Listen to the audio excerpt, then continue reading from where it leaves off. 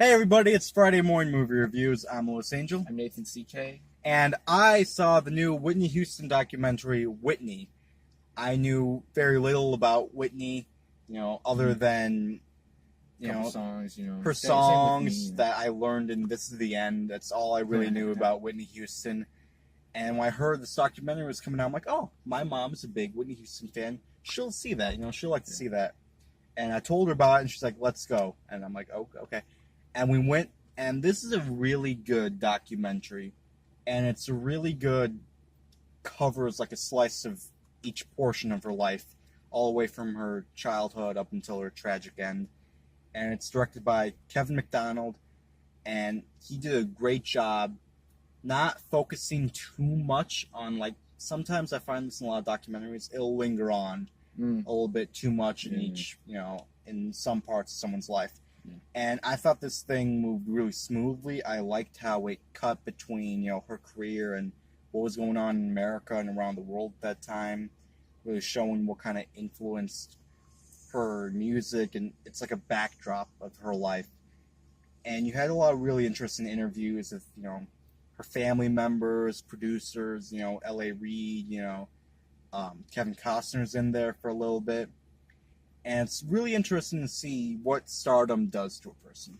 Yeah. So I guess it really focuses a lot on her past. Does it show how she wanted to become a singer? It does. It shows a lot of her church origins, and it shows how she was tricked into going on stage for the first time. That's a really cute story.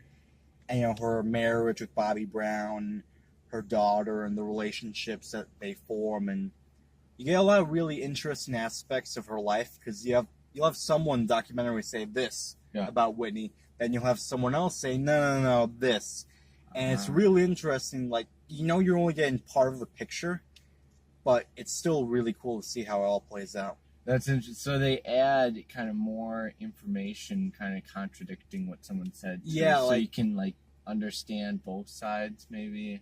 And I like so you're that, not just biased, Yes, and it's the humanity of a person. People don't. It's not just one specific way. You're not the same, around me as you are your family, or vice versa. And that's kind of what they talked about, and it really goes into her family life and some really troubling stuff that happened in her childhood.